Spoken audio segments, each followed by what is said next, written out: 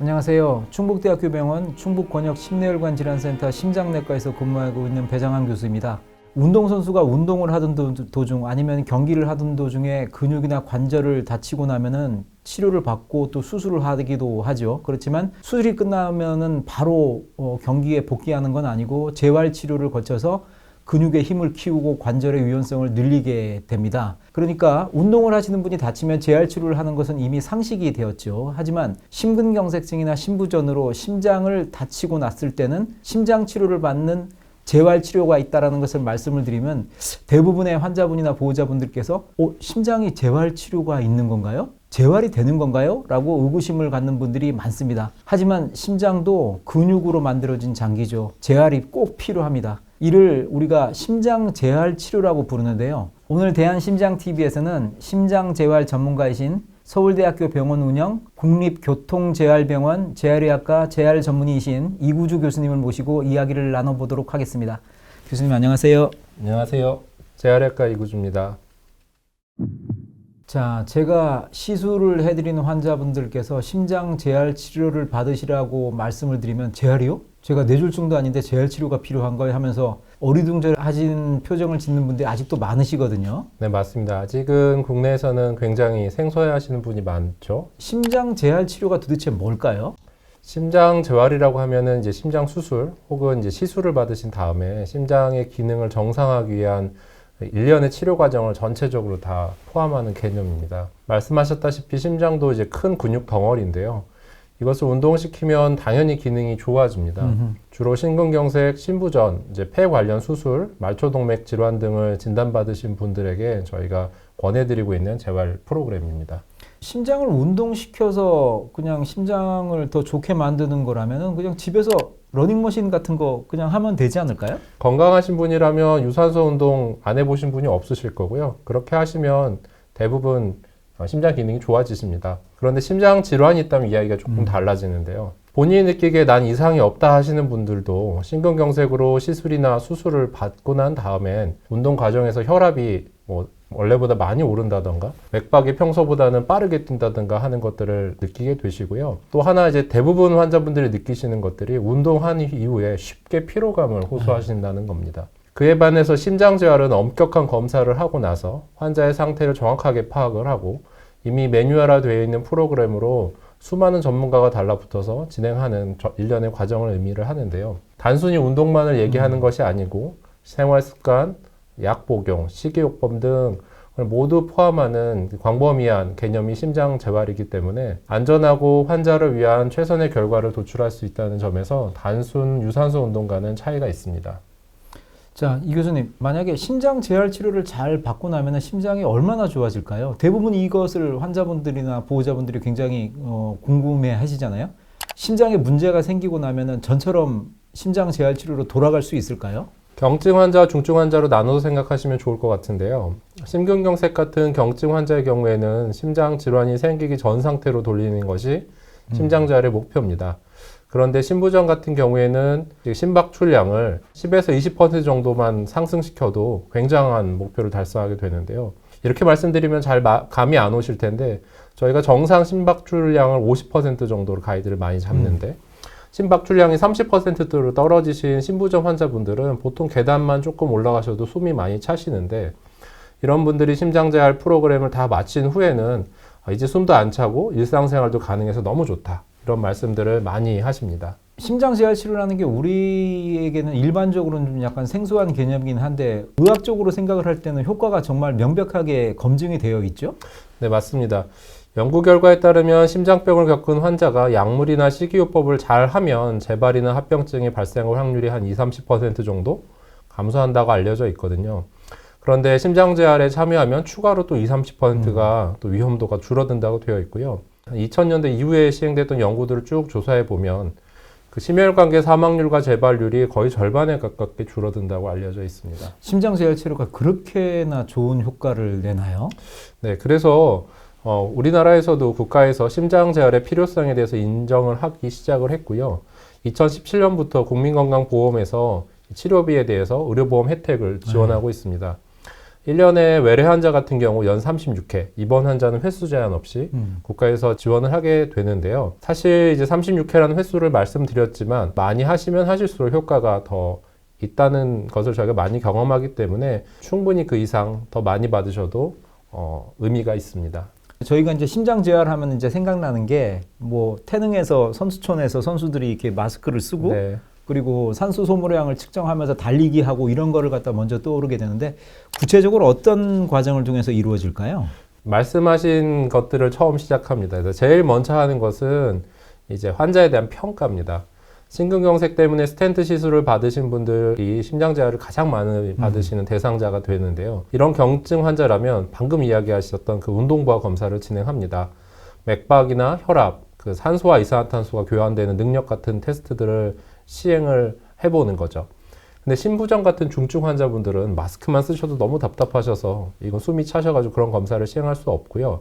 그런 분들 같은 경우에는 평지에서 6분 동안 걸으면서 산소 포화도나 맥박이 어떻게 변하는지, 그리고 걷는 거리가 6분 동안 걷는 거리가 몇 미터 정도를 걸으실 수 있는지 같은 것들을 측정합니다. 이런 검사 결과를 기준으로 심장재활 프로그램을 저희가 구성을 하게 되는 거죠. 심각한 경우에는 입원 재활을 하게 되고, 그거보다 조금 나으시면 이제 통원하는 재활 프로그램, 그리고 이제 그런 과정을 다 마치시고 충분히 관리가 가능한 상태라면 제가 재활 프로그램을 운영하게 됩니다. 심장 재활 중 상당히 중요한 비중을 차지하는 것이 운동인데요. 과학적 근거로 체력을 향상시킬 수 있는 모델이 FITT라는 원칙이 있습니다.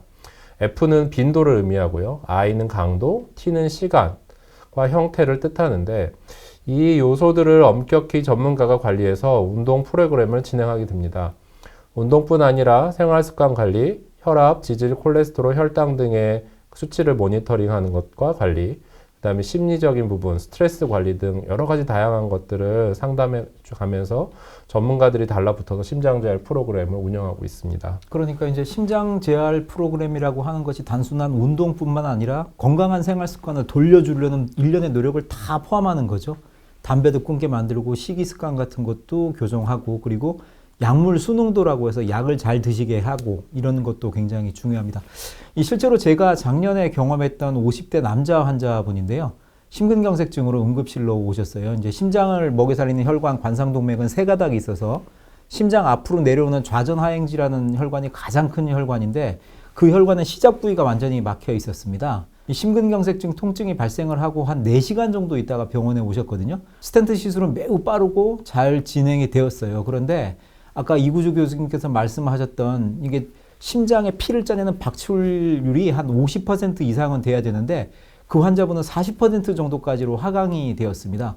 근데 그때 그분이 키가 175cm인데 몸무게가 89kg 정도 되었고, 담배도 하루에 한 갑씩 40년 가까이 피우셨어요. 그리고 이제 제가 늘 여쭤보거든요. 저도 이제 심장재활에 믿음이 생겨서 환자분한테 평소에 운동을 얼마나 하셨어요? 이렇게 여쭤보면은, 교수님 창피한 얘기인데 일도 바쁘고 그래서 수년 동안 운동을 거의 못 해봤다라고 이렇게 되게 말씀을 하셨어요. 그래서 우리 병원 심장재활에 꼭 참여를 하시라고 설득을 드렸고, 약물 순응도 교육도 하고, 그리고 금연 교육 같은 것도 같이 병행해서 추진을 했습니다. 그래서 첫 4개월 동안 한 10회 정도 참여를 하셨어요. 그러니까 완전히 다 많이 하신 건 아니지만 이 정도만 해도 훌륭하죠. 이게 4개월 동안 10회 정도 하시고, 지금은 꾸준하게 유산소 운동을 처방을 받으셔서 이제 자가 재활 치료를 하시고 계세요. 1년 동안 이제 체중이 89kg에서 80kg가 됐습니다. 상당히 내려온 거죠. 금연도 한 번 실패를 하셨는데 다시 시도를 하셔서 지금까지는 금연을 하시고 계세요. 약물 복용력도 아주 좋아지셨습니다. 이렇게 환자분 뵐 때마다 외래에서 그런 말씀을 하세요. 지금 최근 몇 년 동안 심근경색증을 겪었음에도 불구하고 가장 건강한 기분이 든다, 이렇게 말씀을 해주셔서 제가 사실은 외래에서 뵐 때마다 정말 제가 상금을 드리고 싶은 그런 기분이죠. 담당 의사로서도 굉장히 뿌듯하고 환자분 부인께서도 함께 운동을 하고 있다 이러면서 굉장히 좋아하십니다. 이구주 교수님은 이런 환자분들 경험이 많으실 텐데 생각나는 환자분이 계실까요? 최근에 다니시던 분이 한 분 있으신데요. 그 20대 중반 여자분입니다. 저희가 뭐 심근경색, 뭐 심부전 이런 병들은 많이 겪어봤지만 말판증후군이라고 굉장히 드문 심장 관련 합병증이 있는 질환이 있죠. 뇌하수체 호르몬 이상 때문에 키도 남들보다 크고 대동맥박이라든가 심장 질환이 같이 생기는 병인데, 그 어머니가 그 따님 때문에 굉장히 마음고생이 많으셨나 봐요.